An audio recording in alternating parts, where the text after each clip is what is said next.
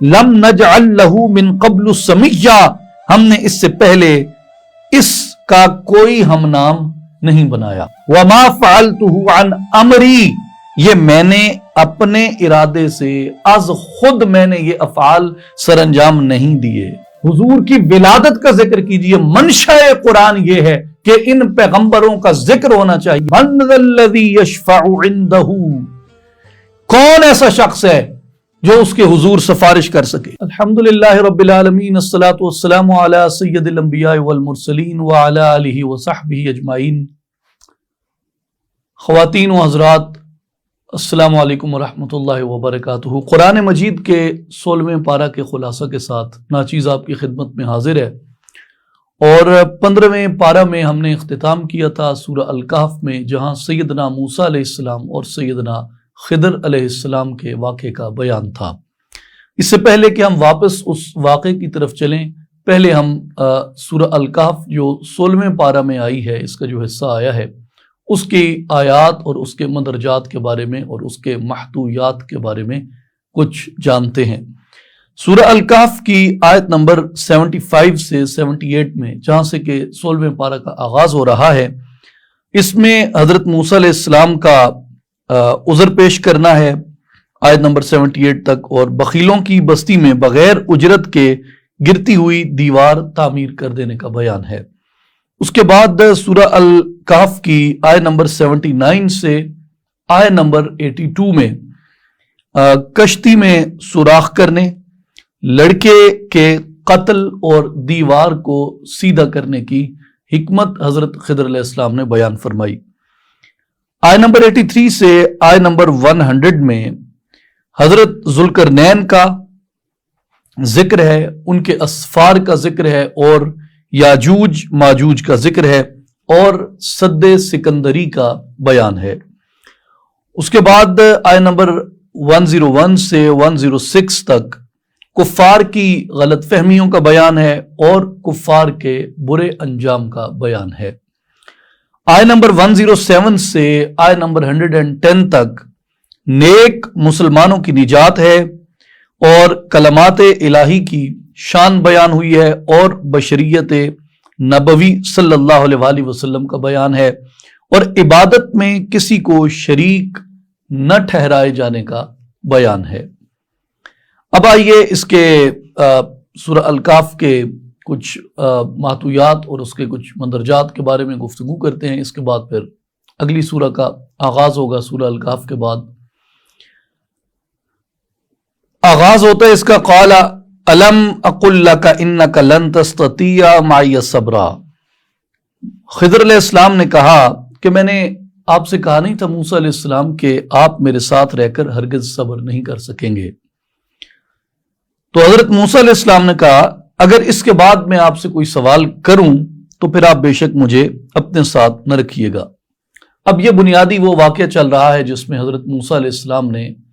یہ جاننا چاہا کہ مجھ سے زیادہ با علم کون ہے اور علم لدنی کون جانتا ہے. تو وہ اس تلاش میں نکلے اور ان کو رہنمائی دی گئی کہ وہ خضر علیہ السلام جانتے ہیں، اور وہ خضر علیہ السلام کی تلاش میں نکلے. ان کے ساتھ یوشع بن نون تھے، اور پورا واقعہ جس طریقے سے کہ 15ویں پارہ میں بیان ہوا، آپ چلتے چلتے چلتے مجمع البحرین تک پہنچے، اور مجمع البحرین میں آپ کی ملاقات سیدنا خضر علیہ السلام سے ہوئی، اور آپ نے ان کو کہا کہ میں وہ علم سیکھنا چاہتا ہوں جو رشد کا خاص علم آپ کے پاس ہے. خضر علیہ السلام نے اس وقت بھی یہی کہا تھا کہ انک لن تستطیع معی صبرا، آپ میرے ساتھ رہ کے اس پہ صبر نہیں کر سکیں گے. اس کی جو حکمت علماء معانی نے اور علماء تفسیر نے بیان فرمائی ہے وہ یہ کہتے ہیں کہ حضرت موسیٰ علیہ السلام نبی تھے اور صاحب شریعت نبی تھے، اور حضرت خضر علیہ السلام کو علم لدنی کا نمائندہ دکھایا گیا ہے. تو حضرت موسیٰ علیہ السلام کو انہوں نے اس لیے کہا تھا کیونکہ حضرت موسیٰ علیہ السلام ہر حکم شریعت کے فیصلے اور شریعت کے امور سے کرتے تھے، اور سیدنا خضر علیہ السلام جو تھے وہ علم لدنی سے اس کی حکمتوں کو آشکار کرتے تھے. تو اس لیے انہوں نے کہا کہ چونکہ آپ کا کام لوگوں کی تربیت کرنا ہے، آپ کا کام لوگوں کی اصلاح کرنا ہے، ہر معاملے میں غلطی کی نشاندہی کرنا ہے، اس لیے یہ آپ کی طبیعت مبارکہ کا حصہ ہے کہ آپ جب کوئی ایسا کام دیکھیں گے جو خلاف شرع ہوگا تو آپ لازماً اس کی نشاندہی کرنا چاہیں گے، اور یہ نشاندہی کرنے میں آپ صبر سے کام نہیں لیں گے اور آپ ضرور اس کی نشاندہی کر دیں گے، جبکہ مجھ سے اگر آپ نے علم سیکھنا ہے تو پھر آپ کو خاموشی اختیار کرنی پڑے گی۔ تو موسیٰ علیہ السلام نے ان کی یہ شرط مان کے ان کے ساتھ اس پہ سفر کیا۔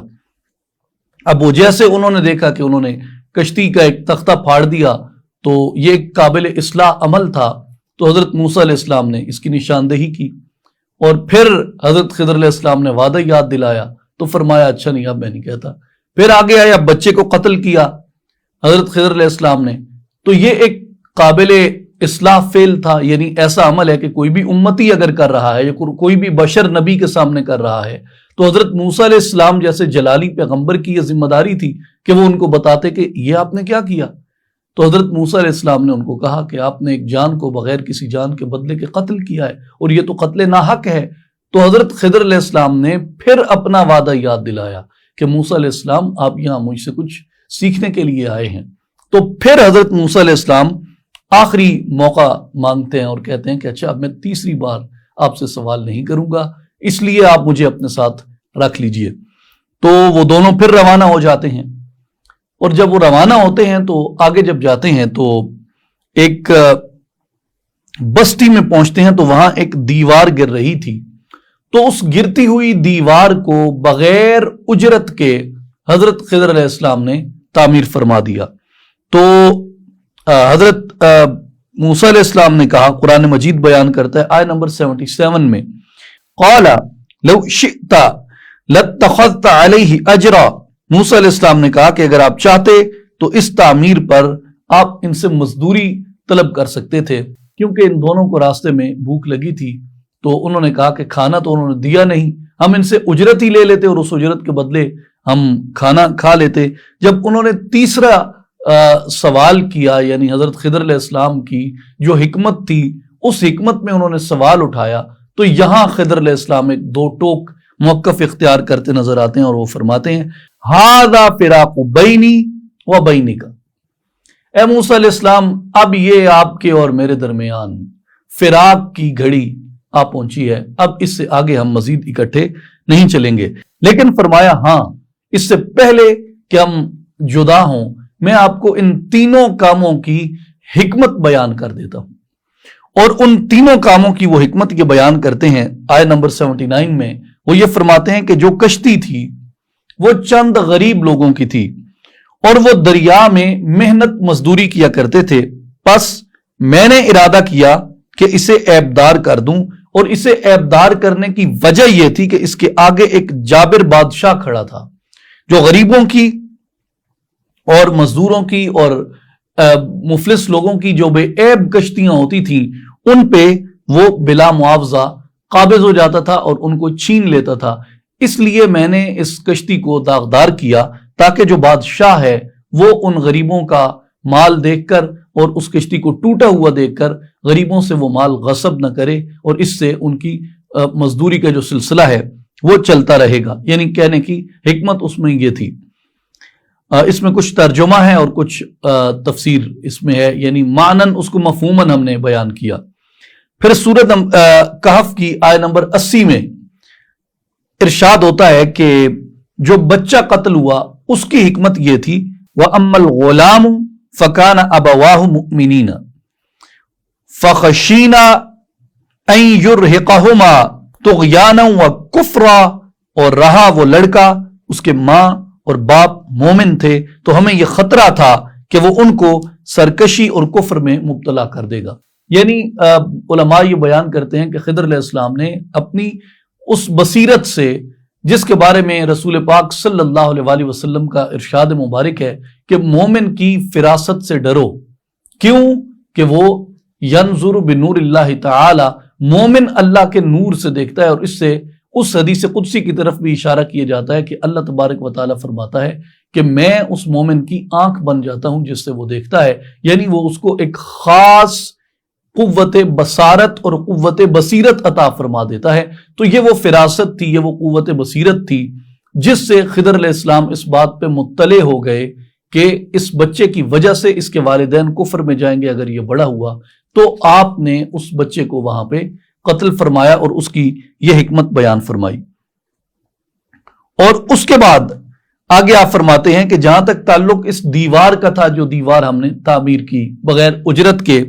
تو آیت نمبر 82 اسے بیان کرتی ہے کہ وَأَمَّا الْجِدَارُ فَكَانَ لِغُلَامَيْنِ يَتِيمَيْنِ فِي الْمَدِينَةِ وَكَانَ تَحْتَهُ كَنْزٌ لَهُمَا، فرمایا جہاں تک اس دیوار کا تعلق ہے تو وہ اس شہر میں رہنے والے 2 یتیم بچوں کی تھی، اور اس کے نیچے ان دونوں کے لیے ایک خزانہ دفن تھا۔ اب بظاہر حضرت خضر علیہ السلام کو اس بارے میں کسی نے اطلاع نہیں دی کہ اس دیوار کے نیچے کوئی خزانہ دفن ہے، یا نہ کسی نے یہ بتایا کہ یہ 2 بچوں کی دیوار ہے، اور نہ کسی نے یہ بتایا کہ یہ 2 بچے جو ہیں وہ یتیم ہیں۔ اور پھر وہ آگے ان بچوں کا شجرہ بھی بیان کرتے ہیں اور فرماتے ہیں کہ وَكَانَ أَبُوهُمَا صَالِحًا، اور ان کے جو باپ تھے وہ ان کا جو باپ تھا وہ صالح شخص تھا۔ سو آپ کے رب نے ارادہ کیا فَأَرَادَ رَبُّكَ أَن يَبْلُغَا أَشُدَّهُمَا، تو آپ کے رب نے یہ ارادہ کیا کہ وہ دونوں اپنی جوانی کو پہنچ جائیں، اور آپ کے رب کی رحمت سے وہ اپنا خزانہ وہاں سے نکالیں۔ اور پھر یہ حکمت وہ بیان کر کے آگے فرماتے ہیں کہ موسیٰ علیہ السلام ایک بات اور بھی یاد رکھ لیں، اور وہ بات یہ ہے کہ وَمَا فَعَلْتُهُ عَنْ أَمْرِي، یہ جو تینوں کام میں نے کیے، یعنی جو میں کشتی کو پھاڑا، جو میں نے بچے کو قتل کیا، جو میں نے اس گرتی ہوئی دیوار کو بغیر اجرت کے تعمیر کیا ہے، وَمَا فَعَلْتُهُ عَنْ أَمْرِي، یہ میں نے اپنے ارادے سے از خود میں نے یہ افعال سر انجام نہیں دیے۔ تو اس میں لطیف اشارہ یہ ہے، اور اس کا جو لوٹانا ہے اس بات کا کہ پھر کس کے امر سے حضرت خضر علیہ السلام نے یہ کیے تھے، تو اس کو مفسرین نے لوٹایا ہے اس آیت مبارکہ کے اس حصے کی طرف ارادہ ربک، کہ تمہارے رب نے ارادہ کیا، اور دوسرا وہ یہ کہتے ہیں کہ اس کو لوٹایا گیا ہے رحمتم من ربک، تمہارے رب کی رحمت سے بچوں کے لیے وہ خزانہ جو ہے محفوظ رہے۔ تو وہ کہتے ہیں کہ خضر علیہ السلام نے اللہ تبارک و تعالیٰ کے امر سے، اس کی حکمت کے تحت اور اس کی طرف سے عطا ہونے والے حکم کے تحت یہ تینوں امور سر انجام دیے، اور فرمایا ذالک تأویل ما لم تستطع علیہ صبرا، اور فرمایا کہ یہ ان واقعات کی حقیقت ہے جن کے اوپر آپ صبر نہ کر سکے۔ اب اس واقعے میں بہت زیادہ مفسرین کرام نے اس کی تفصیل جو ہے وہ بیان فرمائی ہے، اور ظاہر ہے کہ اس کی تفصیل میں جانا ممکن نہیں ہے، لیکن یہاں اتنی میں عرض کر دوں کہ جو تربیت صوفیاء کرتے ہیں، اولیاء کاملین کرتے ہیں، وہ اپنی تربیت میں اس واقعے کو حکمت اور بنیاد کے طور پہ بیان فرماتے ہیں، اور وہ اس میں سے کئی معانی اخذ کرتے ہیں، اور کبھی اگر ہمیں موقع ملے تو ان مفسرین کرام کے کلام کو ضرور پڑھنا چاہیے اور استفادہ کرنا چاہیے، اور یہ دیکھنا چاہیے کہ اولیاء کاملین اس سے کیا سبق اخذ کرتے ہیں، اور تربیت کا کیا اسلوب وہ سیکھتے ہیں حضرت خضر علیہ السلام اور حضرت موسیٰ علیہ السلام کے اس واقعے سے، اور کس طرح اس میں شریعت جاننے والوں کی تحسین کی گئی ہے، اور اس میں سے بڑے بڑے مسائل کے اوپر جو ہے وہ بحث کی جاتی ہے، جس میں مثال کے طور پہ منصور حلاج کا واقعہ ہے، اس کے ساتھ بحث کی جاتی ہے، با یزید بستامی کا واقعہ ہے، اس کے ساتھ بحث کی جاتی ہے، پاک و ہند میں جو سرمد کا واقعہ تھا اس کے ساتھ اس واقعے سے بحث کی جاتی ہے کہ شریعت جو ہے بہرحال وہ اپنی جو ذمہ داری ہے اس سے پیچھے نہیں ہٹتی، چاہے موسیٰ کے سامنے خضر ہی کیوں نہ کھڑا ہو، شریعت جو ہے وہ اپنا سوال ضرور کرتی ہے، اس لیے کہ اس کے ذمے ہی یہ ہے۔ اور ویسے صوفیاء کرام کی اس پہ بھی ایک بہت طویل انہوں نے اس بات پہ بحث کی ہے کہ جو قلعے کا سب سے اندرونی حصہ ہوتا ہے جہاں پہ بادشاہ رہتا ہے، یعنی وہ سب سے زیادہ حساس مقام ہوتا ہے، اور سب سے زیادہ حفاظت جو ہوتی ہے، یعنی عوام سے بھی زیادہ، خواص سے بھی زیادہ، امراء رؤساء سے بھی زیادہ، شہزادیوں سے بھی زیادہ، رانیوں سے بھی زیادہ اگر کسی کی اہمیت ہوتی ہے قلعے کے اندر تو وہ بادشاہ کی ہوتی ہے، اور جتنی زیادہ حفاظت ہوتی ہے وہ وہاں بادشاہ کے اس پہ کی جا رہی ہوتی ہے۔ اور اگر آپ چیس جانتے ہیں تو چیس کا بھی یہی اصول ہے کہ سب سے زیادہ امپورٹنٹ چیز وہ بادشاہ ہوتا ہے۔ اب صوفیہ یہ بیان فرماتے ہیں کہ انسان کا جو وجود ہے یہ ایک اس طرح کے قلعے کی مانند ہے، اور اس میں جو سب سے حساس جگہ ہے، جہاں پہ اس کو سب سے زیادہ پہرے کی ضرورت ہے، وہ مقام ہے جہاں اس کا سب سے بڑا راز موجود ہوتا ہے، اور وہ موجود ہوتا ہے اس کے دل کے سب کے اندر کے حصے کے اندر۔ تو اس راز کی حفاظت کے لیے یہ صبر اختیار کرتا ہے، اس راز کی حفاظت کے لیے یہ توکل اختیار کرتا ہے، اس راز کی حفاظت کے لیے یہ باقی سارے پہرے دار بٹھاتا ہے۔ تو وہ فرماتے ہیں کہ اس کے بعد پھر اس کے گرد حصار بننے شروع ہوتے ہیں، یعنی وہ بادشاہ کا کمرہ ہے، پھر وہ اس کی حویلی بنتی ہے، پھر حویلی کے باہر چھاونی بنتی ہے، پھر چھاونی سے باہر آبادی آتی ہے، پھر آبادی کے باہر پھر مزید حفاظتی حصارات، اس کے باہر ایک بڑا حصار ہوتا ہے۔ اور وہ یہ فرماتے ہیں کہ رازوں کی حفاظت محافظ کے بغیر ممکن نہیں ہوتی، جیسے بادشاہ کی حفاظت بغیر محافظ کے ممکن نہیں ہے، اسی طرح رازوں کی حفاظت بغیر محافظ کے ممکن نہیں ہوتی۔ اور وہ یہ کہتے ہیں کہ جو اعمال شریعت ہیں اور جو احکام شریعت ہیں یہ تمہارے سب سے بڑے راز کے سب سے بڑے محافظ ہیں، اس راز کو یہ افشاں ہونے سے بچاتے ہیں، کیونکہ یہ مومن کی ذمہ داری ہے کہ وہ اپنے راز کی حفاظت کرے۔ اور اس لیے حضرت جنید بغدادی رضی اللہ تعالیٰ عنہ کا یہ قول مبارک ہے، آپ نے فرمایا کہ جس نے اپنے تصوف کی حفاظت اور جس نے اپنے باطن کی حفاظت احکام شرع سے ہٹ کے کی وہ یقیناً ہلاک ہوا۔ اس لیے کوئی بھی بڑے سے بڑا صوفی ہے، بڑے سے بڑا ولی ہے، بڑے سے بڑا غوث ہے، قطب ہے، ابدال ہے، اوتاد ہے، قلندر ہے، جو بھی ہے اس کے اوپر یہ لازم ہے کہ وہ اپنے باطنی معاملات کی حفاظت احکام شرع کے تحت کرے، اور اگر کسی مقام پہ وہ اس راز کو افشاں کر بیٹھتا ہے تو پھر جو شریعت کی حد ہے، چاہے اس کے سامنے منصور حلاج ہو، چاہے اس کے سامنے بایزید بستامی ہو، شریعت اپنی حد لاگو کرتی ہے۔ اس لیے اس واقعے سے صوفیاء کرام نے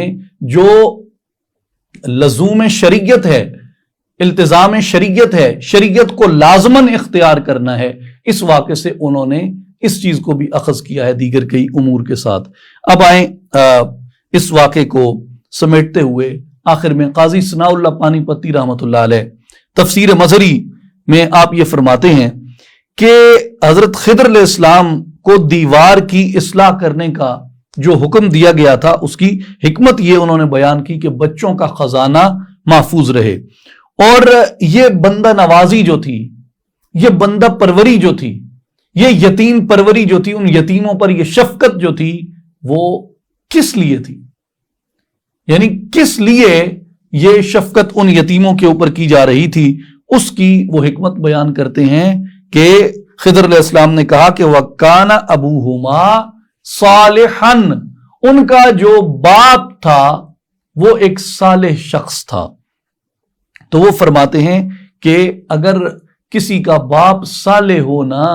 تو اللہ تبارک و تعالیٰ اس کی اولاد کی بھی لاج رکھتا ہے۔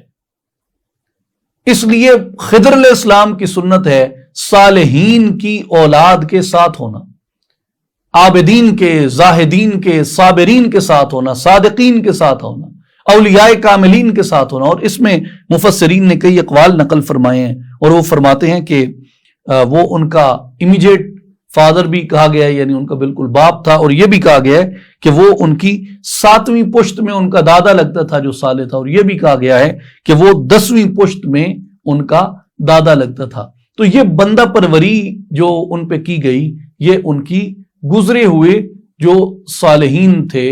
ان کی وجہ سے ان کے اوپر یہ انعام کیا گیا۔ تو اس لیے جو احترام ہے یہ ہمیں قرآن مجید میں سکھایا گیا ہے۔ پھر سورہ الکہف میں آگے آیہ نمبر 83 میں ذکر آتا ہے ذوالقرنین کا، وَيَسْأَلُونَكَ عَنْ ذِي الْقَرْنَيْنِ، اے حبیب معظم صلی اللہ علیہ وسلم یہ آپ سے ذی القرنین کے بارے میں سوال کرتے ہیں۔ قُلْ سَأَتْلُو عَلَيْكُمْ مِنْهُ ذِكْرًا، تو آپ فرما دیجئے کہ میں ابھی تمہیں اس کے حال کا تذکرہ پڑھ کر سناتا ہوں۔ इन्ना मक्कन्ना लहू फिल अर्दि व आतैनाहू मिन कुल्ली शैइन सबबा, बेशक हमने उसे जमाने कदीम में जमीन पर इख्तिदार बख्शा था और हमने उसकी सल्तनत को तमाम वसाइल और असबाब से नवाजा था। यहां जुल्करनैन का जिक्र किया गया है और किस तरीके से उन्होंने जमीन में फसाद को ख़त्म किया, किस तरीके से उन्होंने दीवार को तामीर किया और किस तरीके से उन्होंने याजूज माजूज की कौम से मुकाबला किया। ये वाक़या जो है सूरह अल-कहफ में बयान होता है। उसके बाद सूरह मरियम आती है इस मुकाम पे, और सूरह मरियम जो है ज़ाहिर है इसका नाम की जो वजह तस्मिया है वो सैयदा मरियम सलामुल्लाह अलैहा के इसमें मुबारक से मंसूब इसका नाम है, जैसा कि कुरान मजीद में सूरह मरियम की आयत नंबर 16 में जिक्र हुआ वज़कुर फिल किताबी मरियम। तो यहां से मुफस्सिरीन फरमाते हैं कि इसका नाम सूरह मरियम रखा गया। अब सूरह अल-कहफ में और सूरह मरियम में कई मुनासबतें बयान की गई हैं, उनमें से चंद एक हम जिक्र करते हैं। यह कहा गया कि ये दोनों सूरतें इंतहाई अजीब और इंतहाई राजों से भरे हुए कसस पर मुश्तमिल हैं। सूरह अल-कहफ में अस्हाब कहफ का किस्सा बयान हुआ जो एक तवील मुद्दत तक एक गार में खाए पिए बगैर जिंदा रहे, और इसी तरह इसमें हजरत मूसा अलैहिस्सलाम का और हजरत खिदर अलैहिस्सलाम का किस्सा बयान हुआ जो बहुत अजीब था, जो राजों से हिकमतों से भरा हुआ था। इसी तरह ज़ुल्करनैन का किस्सा है, और सूरह मरियम में भी दो अजीब किस्से जो हैं वो बयान किए गए, जिनमें एक हजरत याहया बिन ज़करिया अलैहिस्सलाम की विलादत का है कि उनके वालिद बहुत बूढ़े थे और उनकी वालिदा बांझ थीं, और उनसे औलाद का पैदा होना जो था वो अल्लाह ताला की कुदरत की निशानियों में से निशानी था। और इस सूरत में हजरत ईसा अलैहिस्सलाम की विलादत का जिक्र है जो बगैर बाप के सैयदा मरियम सलामुल्लाह अलैहा के बतन से पैदा हुए। मैं इससे पहले कि आगे जाऊं, बुजुर्गों की एक मनकूल दुआ है, वो ये कहते हैं कि जब भी कभी औलाद से कोई शख्स महरूम हो तो उसको ये चाहिए कि वो अल्लाह तबारक व तआला की बारगाह में उसकी कुदरत के वसीले से दुआ करे, और कुदरत के वसीले से वो ये दुआ करे कि ए हर्फ कुन से मौजूदात को पैदा फरमाने वाले, और ए आदम अलैहिस्सलाम को बगैर बाप और बगैर माँ के पैदा फरमाने वाले, और ए ईसा रूहुल्लाह को बगैर बाप के सैयदा मरियम सलामुल्लाह अलैहा के बतन अक़दस से जन्म बख्शने वाले, ए रब ए कुल कुदरतों पे कादिर, हम तेरे हकीर और अदना बंदे तुझसे तेरी कुदरत के वास्ते और वसीले से सवाल करते हैं कि हमें औलाद नरीना अता फरमा। और इस दुआ को बुजुर्गों ने कहा है कि ये मकबूल दुआओं में से है, इसलिए कि अल्लाह तबारक व ताला इस बात को पसंद फरमाते हैं कि मेरे बंदे मेरी कुदरत में गौर करें, मेरी निशानियों में गौर करें। और जब बंदा उसकी कुदरत में गौर करता है, उसकी निशानियों में गौर करता है, उन निशानियों से मोहब्बत करता है, और फिर उस वास्ते से अल्लाह तबारक व ताला की बारगाह में मुखातिब होता है, दस्ते सवाल फैलाता है, अपना दामन दराज करता है तलब का, तो अल्लाह तबारक व ताला इस बात को पसंद फरमाते हैं। और अल्लाह ताला जिस बात को पसंद फरमाए उस बात को, उस दुआ को, उस सवाल को अल्लाह तबारक व ताला अपनी बारगाह से रद्द नहीं फरमाते और मोहब्बत के जरिए उस दुआ को कबूल फरमाते हैं। तो अल्लाह ताला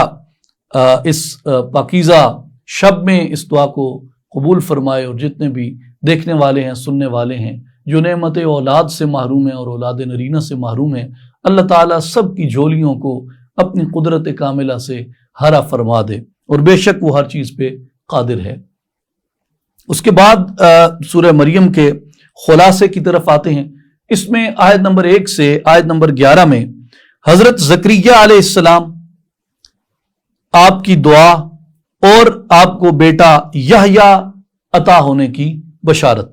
और कुदरत इलाहिया का बयान है। इसी तरह आयत नंबर 12 से आयत नंबर 15 में हजरत यहया अलैहिस्सलाम की इल्म हिकमत, सालिहियत और उन पर सलामती भेजने का बयान है। फिर आयत नंबर 16 से आयत नंबर 29 में حضرت مریم کو بیٹے کی بشارت دی گئی، حضرت عیسیٰ علیہ السلام کی ولادت باسعادت ہوئی، اور قوم کا لڑکے کے بارے میں جو سوال تھا اس کا بیان کیا گیا ہے۔ پھر آیت نمبر 30 سے آیت نمبر 40 میں حضرت عیسیٰ علیہ السلام کا پنگھوڑے سے کلام کرنا بیان ہوا، اللہ تعالیٰ سے اولاد کی نفی اور اس کے امر کن کا تذکرہ کیا گیا، اور ملکیت خداوندی کا بیان اس میں آیا۔ اس کے بعد آیت نمبر 41 سے آیت نمبر 58 میں حضرت ابراہیم علیہ السلام کا ذکر ہوا، اور آپ کا اپنے چچا آزر کو توحید کا پیغام دینا اور اس کا آپ سے بحث اور مباحثہ کرنا ہے، اور حضرت اسحاق علیہ السلام اور حضرت یعقوب علیہ السلام کی بشارت کا بیان ہے۔ پھر آیت نمبر 51 سے آیت نمبر 58 میں حضرت موسیٰ علیہ السلام، حضرت اسماعیل علیہ السلام اور سیدنا ادریس علیہ السلام کا تذکرہ آتا ہے، اور انبیاء کرام علیہم السلام پر کیے گئے انعامات کو بیان کیا گیا۔ پھر آیت نمبر 59 سے آیت نمبر 65 میں نالائق جانشینوں کا ذکر ہے، توبہ کرنے والے نیک ایمانداروں کے انجام کا بیان ہے، اور آیت نمبر 67 سے 72 میں حشر و نشر اور مسلم اور کافر کے انجام کا بیان ہے۔ آیت نمبر 73 سے آیت نمبر 76 میں مال و دولت کے سبب کفار کا مسلمانوں پر تکبر کرنے کا بیان ہے، اور آیت نمبر 77 سے آیت نمبر 84 میں کفار کے برے انجام اور کفار پر شیاطین کے تسلط کا بیان ہے، اور آیت نمبر 85 سے آیت نمبر 95 میں پرہیزگاروں کی فضیلت بیان ہوئی اور مجرمین کی رسوائی بیان ہوئی، اور شفاعت کو بیان کیا گیا، اور اللہ تبارک و تعالیٰ سے اولاد کی نفی کا بیان ہے، اور آیت نمبر 96 سے آیت نمبر 98 میں بندگان خدا کی شان محبوبیت کو بیان کیا گیا، اور قرآن مجید اور حامل قرآن کی منصب ذمہ داری کو بیان کیا گیا۔ اب آئیں سورہ مریم کے کچھ آیات، منتخب آیات میں جھانکتے ہیں، اس کے بعد اس سے اگلی سورہ کو بیان کرتے ہیں۔ اس کا آغاز بھی حروف مقطعات کے ساتھ اللہ تعالیٰ کے ایک نیک بندے کے بیان سے ہو رہا ہے۔ کاف ہا یا عین صاد ذکر رحمت ربک عبدہ زکریا، یہ آپ کے رب کی رحمت کا ذکر ہے جو اس نے اپنے برگزیدہ بندے زکریا علیہ السلام پر فرمائی تھی۔ اب اس میں ایک اور بڑی خوبصورت چیز جو ہمیں معلوم ہوتی ہے وہ یہ کہ حضرت یحییٰ علیہ السلام کی ولادت سے پہلے، حضرت یحییٰ علیہ السلام کی ولادت سے پہلے آپ کے اسم مبارک کا انتخاب کر دیا گیا۔ اسے آیت نمبر 7 میں بیان کیا گیا کہ یا زکریا انا نبشرک بغلام اسمہ یحییٰ لم نجعل لہ من قبل سمیہ، ارشاد ہوا اے زکریا بے شک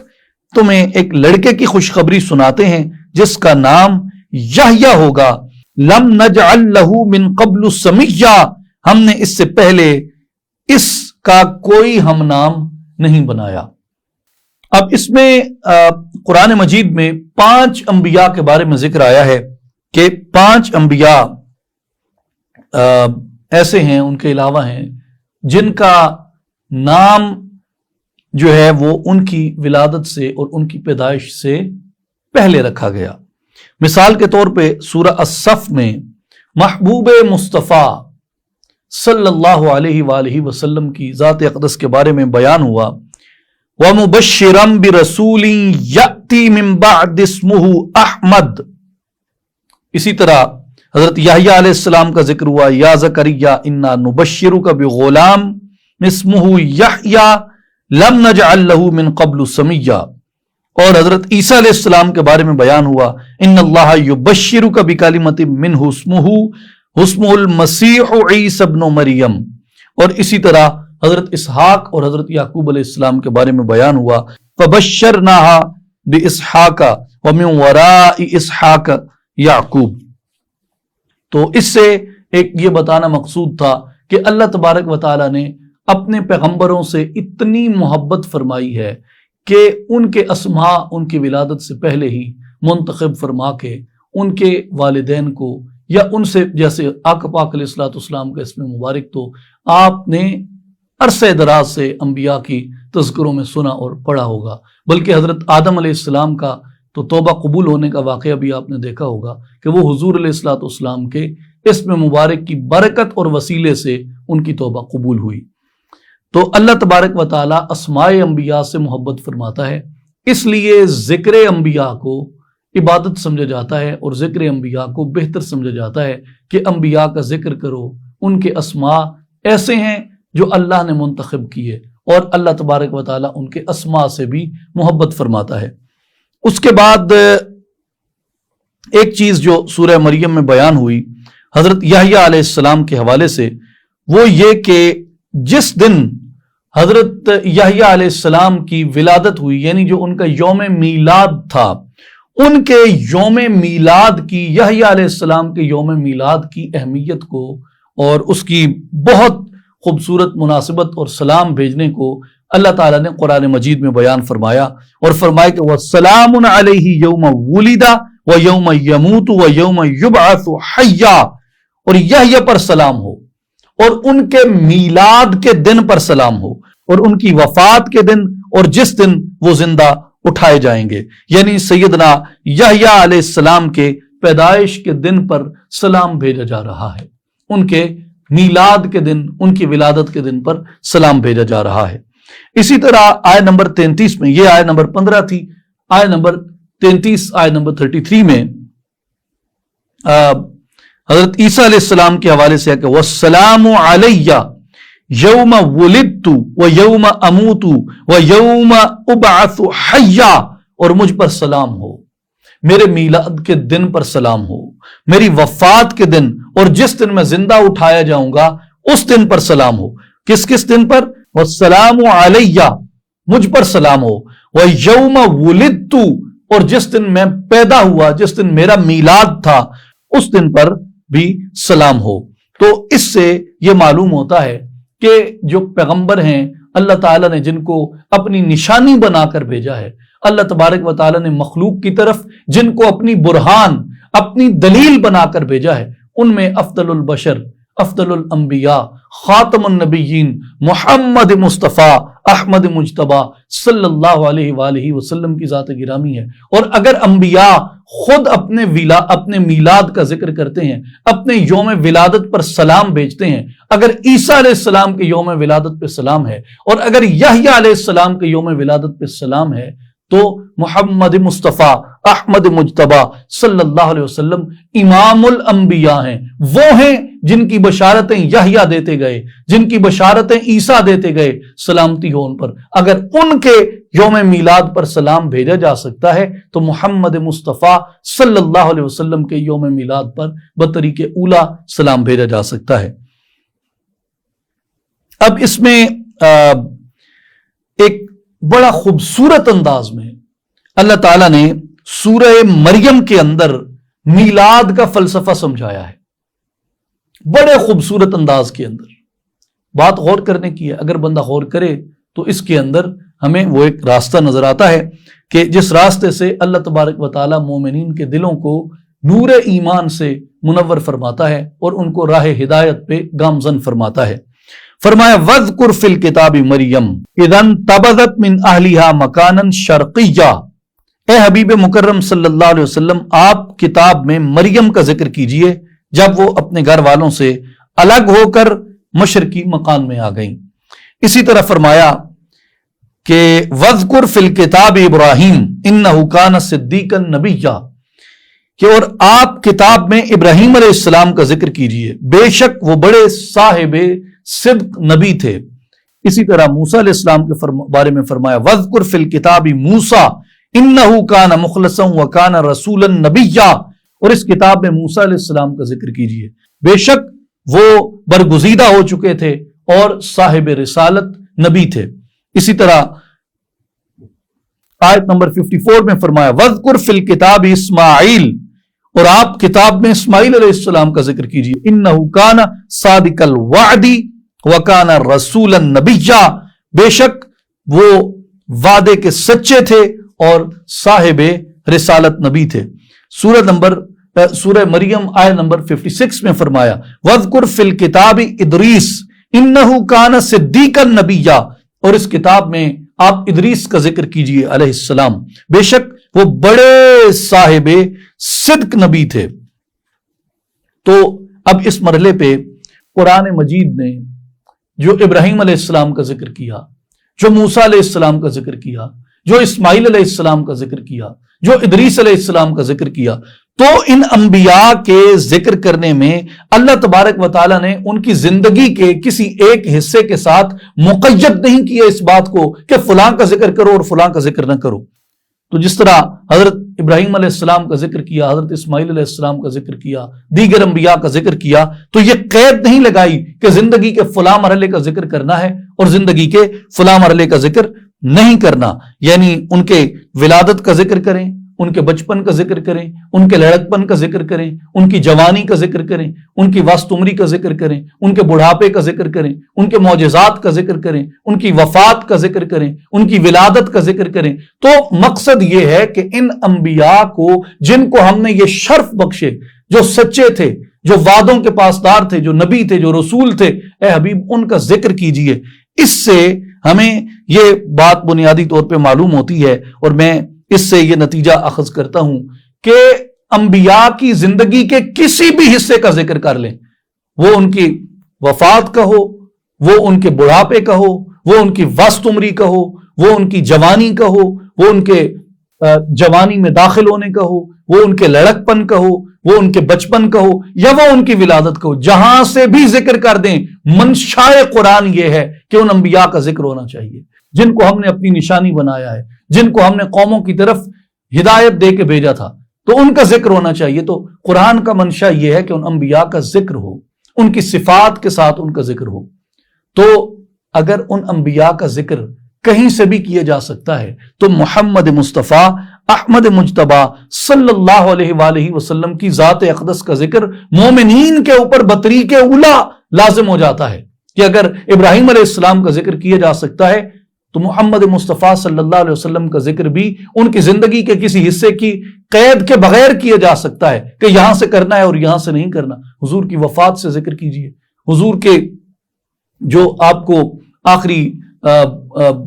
جب آپ بستر علالت پر جلوہ فرما تھے اس کا ذکر کیجئے، جب آپ مصلی امامت پہ جلوہ فرما تھے اس کا ذکر کیجئے، جب آپ تلوار سونتے ہوئے اللہ کی راہ میں جہاد کر رہے تھے اس کا ذکر کیجئے، جب نبی پاک علیہ السلام آپ صحابہ کرام میں بطور مدرس کے بیٹھے ہیں، ان کی تدریس فرما رہے ہیں، ان کو درس دے رہے ہیں، بطور معلم کے بیٹھے ہیں، ان کو تعلیم دے رہے ہیں اور آپ ان کو تلقین عطا فرما رہے ہیں، اس وقت اس منبر پہ حضور کے خطبے کا ذکر کیجئے۔ جب حضور ہجرت کر رہے ہیں اس کا ذکر کیجئے، حضور کی زندگی کے کسی مرحلے کا ذکر کیجئے، حضور کی جوانی کا ذکر کیجئے، حضور کے لڑکپن کا ذکر کیجئے، حضور کے بچپن کا ذکر کیجئے، حضور کی ولادت کا ذکر کیجئے۔ منشاء قرآن یہ ہے کہ ان پیغمبروں کا ذکر ہونا چاہیے۔ اس لیے اگر یحییٰ علیہ السلام کی ولادت کا ذکر ہو سکتا ہے، عیسیٰ علیہ السلام کی ولادت کا ذکر ہو سکتا ہے، اسحاق علیہ السلام کی ولادت کا ذکر ہو سکتا ہے، تو محمد مصطفیٰ صلی اللہ علیہ وآلہ وسلم کی ولادت کا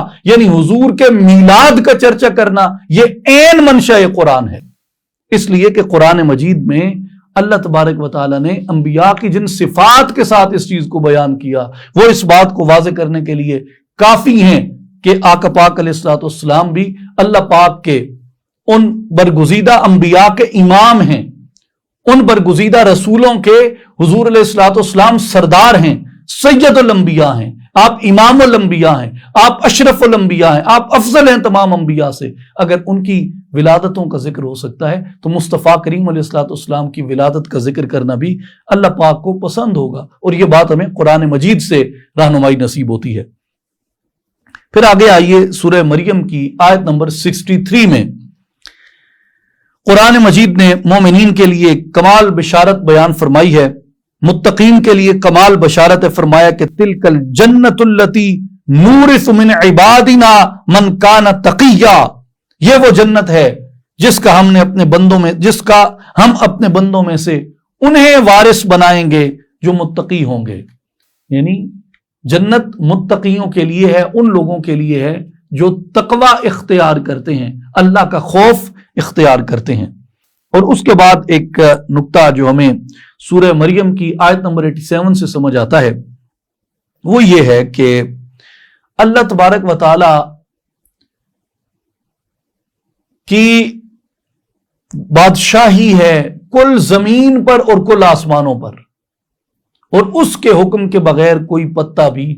نہیں ہلتا، اور کسی کی مجال نہیں کہ اس کی قدرت میں دخل اندازی کر سکے، اس کے ہیبت اور اس کے جلال کے سامنے کوئی سر اٹھا سکے. کسی میں یہ ہمت نہیں ہے، وہ قادر مطلق ہے. اور وَلَمْ يَكُنْ لَهُ كُفُوًا أَحَدٌ، اس کا کوئی ہمسر نہیں ہے، اور وہ وحدہ لا شریک ہے. لیکن اللہ تبارک و تعالی اپنی بندوں سے جو محبت کرتا ہے، اور جو بندے اپنے مولا کو راضی کر لیں خشوع و خضوع کے ذریعے، عاجزی و انکساری کے ذریعے، اطاعت اور ریاضت کے ذریعے، اور اللہ تعالیٰ کی صحیح کامل بندگی کے ذریعے اس کے پیغام کو آگے پہنچا کر،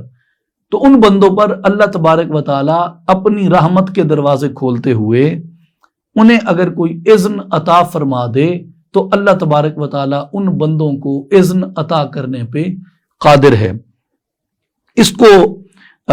قرآن مجید میں اس طرح بھی آپ سمجھ سکتے ہیں کہ جسے سورہ مریم کی آیت نمبر 87 میں اللہ تبارک و تعالی نے شفاعت کے ساتھ منسلک کر کے بیان کیا کہ لا یملکون الشفاعت،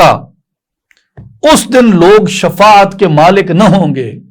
کوئی بھی شفاعت قیامت کے دن اللہ کے دربار میں نہیں کر سکے گا، نہ کوئی سفارش کر سکے گا، کوئی بھی نہیں کر سکے گا. الا من اتخذ عند الرحمن عہدا، سوائے ان کے جنہیں خدائے رحمان سے وعدہ شفاعت مل گیا. اور جسے سورہ البقرہ میں بیان فرمایا کہ من ذا الذی یشفع عنده، کون ایسا شخص ہے جو اس کے حضور سفارش کر سکے، الا باذنہ،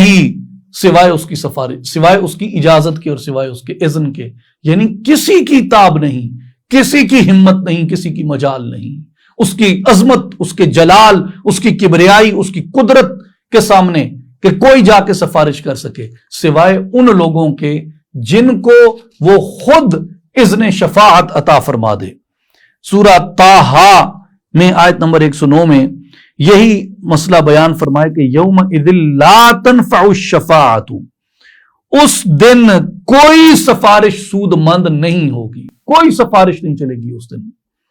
الا من اذن له الرحمن ورضی له قولا، سوائے اس شخص کی سفارش کے جسے رحمان نے اذن دے دیا اور جس کی بات سے وہ راضی ہو گیا. یعنی مراد یہ کہ انبیاء، مرسلین، صالحین، صدیقین، جن کے لیے ہم قرآن میں دعا کرتے ہیں صراط الذین انعمت علیہم، ان لوگوں کے راستے پہ چلا جن پہ تو نے اپنا انعام کیا ہے. اور وہ انعام یافتہ کون ہیں؟ وہ انبیاء ہیں، وہ شہداء ہیں، وہ صدیقین ہیں اور وہ صالحین ہیں. سورہ الانبیاء آیت نمبر 28 میں بیان ہوا وَلَا يَشْفَعُونَ إِلَّا لِمَنِ ارْتَضَىٰ، اور وہ اس کے حضور سفارش بھی نہیں کر سکتے سوائے اس کی رضا کے. مَا مِن شَفِيعٍ إِلَّا مِن بَعْدِ إِذْنِهِ، اس کی اجازت کے بغیر کوئی بھی سفارش کرنے والا نہیں ہے. تو اس سے یہ معلوم ہوا کہ کوئی بھی از خود اس کی عظمت و جلال کے سامنے سفارش کا متحمل نہیں ہو سکتا، لیکن یہ کہ اللہ تبارک و تعالی جن کو خود اذن شفاعت عطا فرما دے گا، جیسا کہ حضور علیہ الصلوۃ والسلام کی احادیث صحیحہ ہیں کہ آپ نے فرمایا سبھی انبیاء کے سامنے لوگ جائیں گے لیکن کوئی بھی اللہ کے دربار میں سفارش نہیں کرے گا. حضور علیہ الصلوۃ والسلام، آقا کریم علیہ الصلوۃ والسلام، آپ اللہ تبارک و تعالیٰ کے حضور سجدہ ریز ہوں گے اور عجز و انکساری کے وہ کلمات آپ اور اللہ کی حمد و ثنا کے وہ کلمات آپ بیان فرمائیں گے جو اس سے پہلے کسی زبان نے ادا نہ کیے ہوں گے۔ تو اللہ تبارک و تعالی حبیب مکرم صلی اللہ علیہ وآلہ وسلم کو اس نے شفاعت عطا فرمائے گا۔ تو اس کے بعد مومنین کے بارے میں بھی یہ بیان کیا گیا ہے، جیسا کہ کئی احادیث ہیں۔ اس وقت امام ابن ماجہ رحمۃ اللہ علیہ کی روایت سے حضرت انس رضی اللہ تعالیٰ عنہ کی حدیث ہے، وہ فرماتے ہیں کہ سیدی رسول اللہ صلی اللہ علیہ وآلہ وسلم نے فرمایا کہ دوزخی لوگ صف بستہ ہو جائیں گے، تو جنتیوں میں سے ایک شخص ان پر سے گزرے گا، تو دوزخیوں میں سے ایک شخص اس جنتی کو مخاطب کر کے کہے گا، یا فلان اما تعرفنی، اے فلاں کیا تو نے مجھے پہچانا؟ انا الذی سقیتک شربتا، میں وہی ہوں جس نے تجھے ایک گھونٹ پانی پلایا تھا۔ وقال بعضهم انا الذی وہبت لک وضوءا، وہبت لک وضوءا، ان میں سے ایک کہے گا کہ میں وہ ہوں جس نے تجھے وضو کا پانی دیا تھا، کوئی کہے گا میں نے تجھے پانی پلایا تھا، کوئی کہے گا میں نے تجھے وضو کروایا تھا، وضو کے لیے پانی دیا تھا۔ تو جس نے جو نیکی کی ہوگی جس دوزخی نے، وہ اس جنتی کو وہ بتائے گا، فَيَشْفَعُ لَهُ فَيُدْخِلْهُ الْجَنَّةَ، سو یہ جنتی جو ہوگا اللہ کے اذن سے اللہ کے دربار میں ان دوزخیوں کی سفارش کرے گا، اور اللہ تبارک و تعالی ان کی بخشش فرما دیں گے اور ان کو جنت میں داخل فرما دیں گے۔ تو اللہ کے اذن کے بغیر کوئی بھی شفاعت اور سفارش نہیں کر سکتا۔ سورہ الطٰہٰ آتی ہے پھر اس کے آگے 16ویں پارہ میں۔ سورہ الطٰہٰ کا نام اور اس کی وجہ تسمیہ کے بارے میں 3 اقوال ہیں۔ ایک قول یہ ہے کہ طٰہٰ جو ہے یہ اللہ تبارک و تعالیٰ کا اسم پاک ہے۔ دوسرا قول یہ ہے کہ اس کا معنی ہے اے شخص، اے شخص۔ اور تیسرا قول یہ ہے کہ یہ رسول پاک صلی اللہ علیہ وآلہ وسلم کا اسم مبارک ہے، اور اس سورت کا نام طٰہٰ رکھنے میں حضور نبی کریم علیہ الصلوۃ والسلام کی تعظیم اور تکریم کو ظاہر کرنا ہے۔ اور پھر مفسرین نے سورہ مریم اور سورہ طٰہٰ کی باہمی مناسبت کے اوپر بڑی خوبصورت انہوں نے بحث فرمائی ہے، اور وہ فرماتے ہیں کہ سورہ مریم میں 10 انبیاء کا اجمال اور اختصار کے ساتھ ذکر کیا گیا۔ 10 انبیاء کا، حضرت زکریا کا، حضرت یحییٰ کا، حضرت عیسیٰ کا، حضرت ابراہیم کا، حضرت اسحاق کا، حضرت یعقوب کا، حضرت موسیٰ کا، حضرت ہارون کا، حضرت اسماعیل کا، اور حضرت ادریس کا علیہم السلام۔ اور سورہ طٰہٰ میں انہی میں سے بعض انبیاء کا ذکر جو ہے وہ تفصیل کے ساتھ کر دیا، یعنی مریم میں جن کا اجمال کے ساتھ ذکر آیا، اور ان کا یہاں پہ سورہ طٰہٰ میں ان میں سے بعض کا تفصیل سے ذکر آ گیا۔ دوسرا وہ یہ فرماتے ہیں کہ سورہ مریم کے آخر میں فرمایا ہے کہ قرآن مجید کو ہم نے رسول اللہ صلی اللہ علیہ وآلہ وسلم کی زبان میں آسانی کے لیے نازل فرمایا ہے، اور سورہ طٰہٰ کے شروع میں بھی یہی مضمون ہے کہ ہم نے آپ کو مشقت میں ڈالنے کے لیے قرآن کریم کو نازل نہیں کیا، بلکہ آپ کی آسانی کے لیے نازل فرمایا ہے۔ اور سورہ مریم کی انتہا بھی قرآن مجید کے ذکر سے جیسے ہوئی، اسی طرح سورہ طٰہٰ کی ابتدا قرآن مجید کے ذکر سے ہوتی ہے۔ اب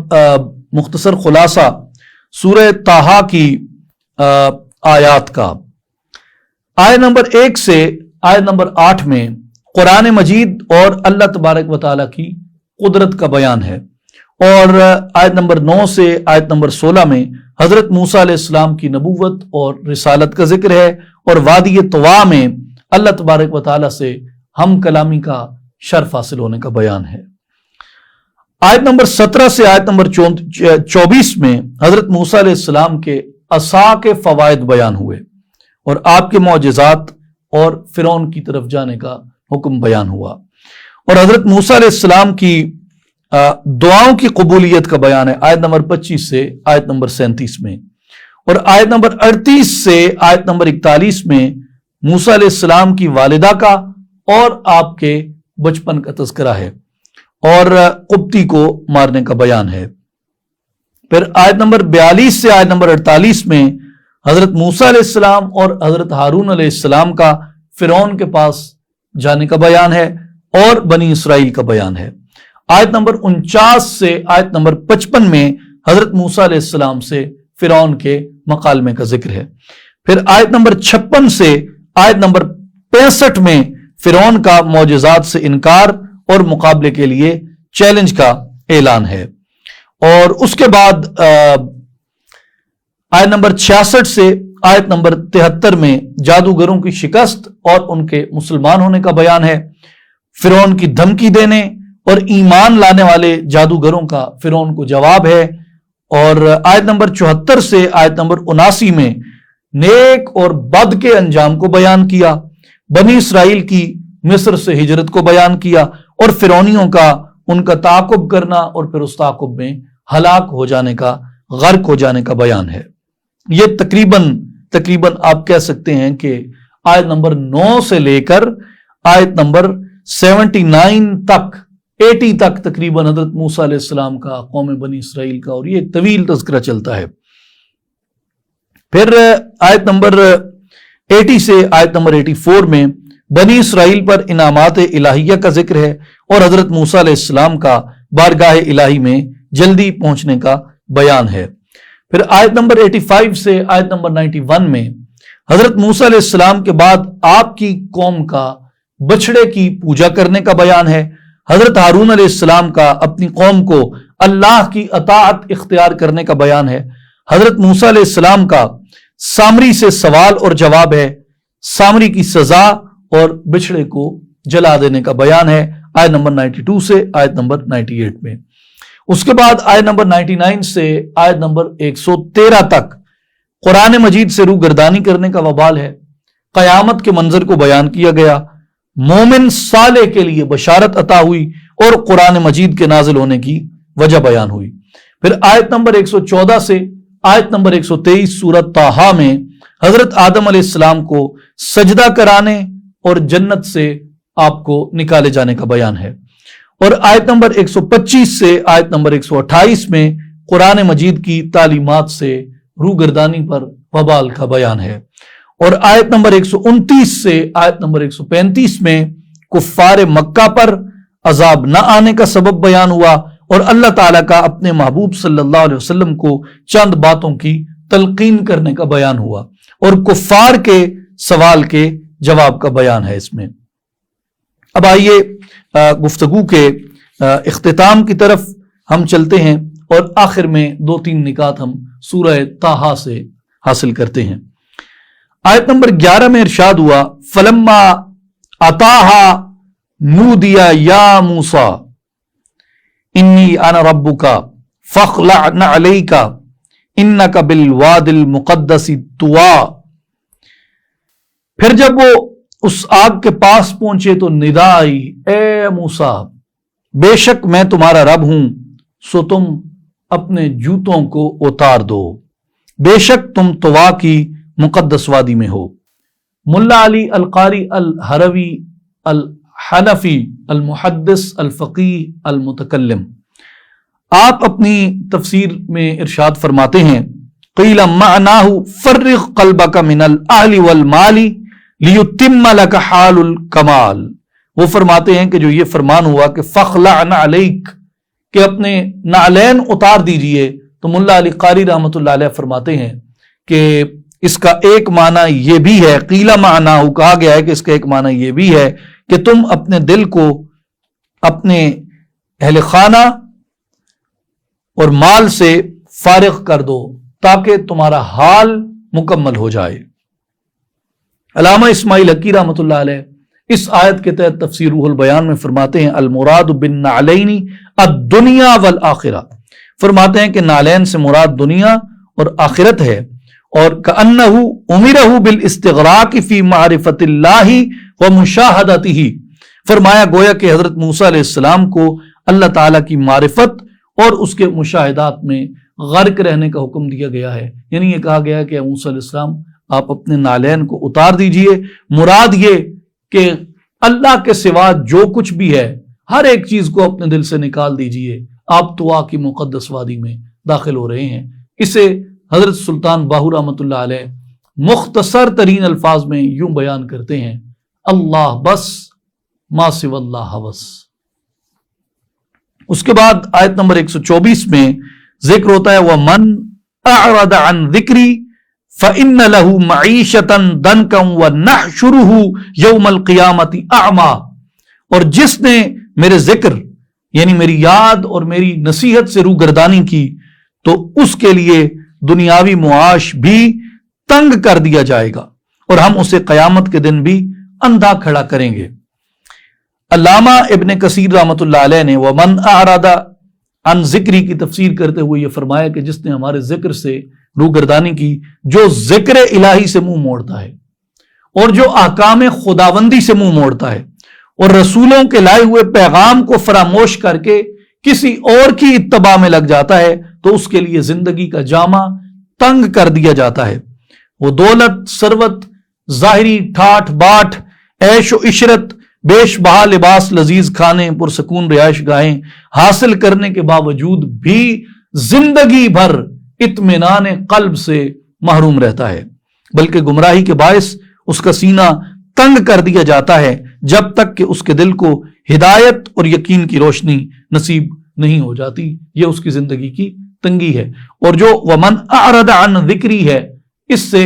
صوفیاء نے مراد جو ہے وہ ذکر لیا ہے جو وہ تزکیہ نفس کے لیے کرتے ہیں، اور علماء کرام نے اس سے مراد، ذکر سے مراد نصیحت لی ہے، اور قرآن مجید کو بھی ذکر کہا گیا ہے، اور اس سے یہ بھی مراد ہے کہ جس نے قرآن سے منہ موڑا، اور اس سے یہ بھی مراد ہے کہ اللہ تبارک و تعالی نے اپنی جو پیغام بھیجا رسولوں کے ذریعے اور جو شریعت مطہرہ بھیجی، یہ بھی نصیحت ہے۔ تو جس نے شریعت سے روگردانی کی، جس نے نصیحت سے روگردانی کی، جس نے اپنے خالق اور مالک کی یاد سے روگردانی کی، اس کا انجام یہ ہوا۔ اب ایک تتمہ آپ کہہ لیں جو 16ویں پارے کا ہے، وہ بڑا خوبصورت ہے اور بڑی یہ کمال کی بات ہے کہ 16ویں پارے کا آغاز بھی ایک جس نصیحت سے ہوا، 16ویں پارے کا اختتام بھی اسی نصیحت پہ ہوتا ہے۔ 16ویں پارے کی پہلی آیت تھی قال الم اقل لک انک لن تستطیع معی الصبر۔ کیا مراد کہ خضر نے کہا کیا میں نے آپ سے کہا نہیں تھا کہ آپ میرے ساتھ رہ کر ہرگز صبر نہیں کر سکیں گے؟ اور جو اس کا اختتام ہے 16ویں پارے کا، اس میں فرمایا قل کل متربص فتربصوا فستعلمون من اصحاب الصراط السوی ومن اہتدی۔ فرما دیجئے ہر کوئی منتظر ہے، سو تم انتظار کرتے رہو، پس تم جلد ہی جان لوگے کہ کون لوگ راہ راست والے ہیں اور کون لوگ ہدایت والے ہیں۔ ان دونوں آیات کی مطابقت اس طرح ہے کہ پہلی آیت جو ہے اس میں بھی صبر کی تلقین کی جا رہی ہے، اور اس پارے کی آخری آیت جو ہے اس میں بھی صبر کی تلقین کی جا رہی ہے۔ تو ان آیات سے معلوم یہ ہوتا ہے کہ صبر سے کام لینا چاہیے، معاملات میں عجلت نہیں برتنی چاہیے، اور اچھے نتیجے کا انتظار صبر کہلاتا ہے۔ تو اس لیے بندے کو صبر اختیار کرنا چاہیے۔ اس کی گرینڈ سمری دیکھتے ہیں۔ آیات کی تعداد 268 ہے اس پارہ مبارکہ میں، جس میں کچھ سورہ الکاف کی آیات ہیں، سورہ مریم کی آیات ہیں، اور سورہ طٰہٰ کی آیات ہیں۔ الکاف کی 75 سے 110 تک ہیں، مریم کی 1 سے 98 تک ہیں، اور طٰہٰ کی 1 سے 135 تک ہیں۔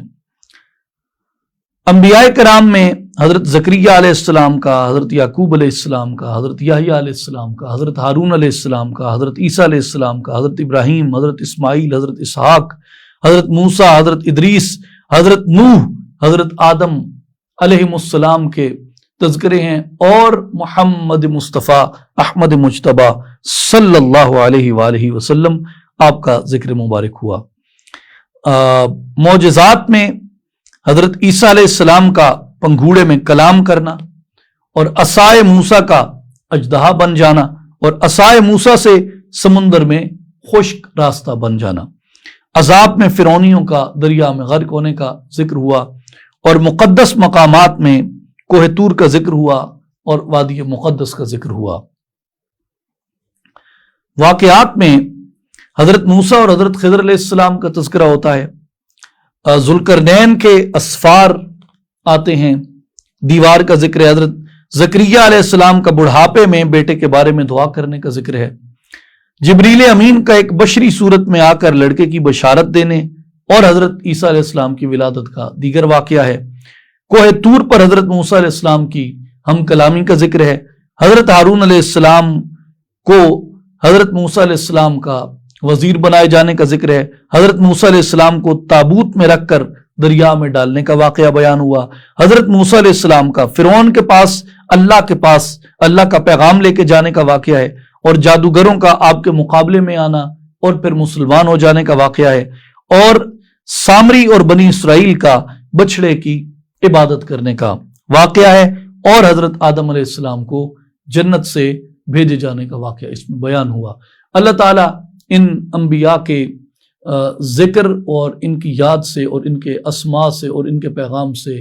بالخصوص خاتم النبیین محمد مصطفیٰ احمد مجتبیٰ صلی اللہ علیہ وآلہ وسلم کے ذکر پاک اور حضور پہ نازل ہونے والی اس آخری کتاب سے ہمارے سینوں کو روشن فرمائے، ہمیں عبرتیں حاصل کرنے کی توفیق عطا فرمائے، ہمیں راہ راست کے اوپر گامزن رکھے۔ جو خیر تھا وہ مالک کی طرف سے تھا، اور جو نقص تھا وہ ناچیز کے نفس کی خطا تھی۔ اللہ تعالی ہم سب کی خطاؤں کو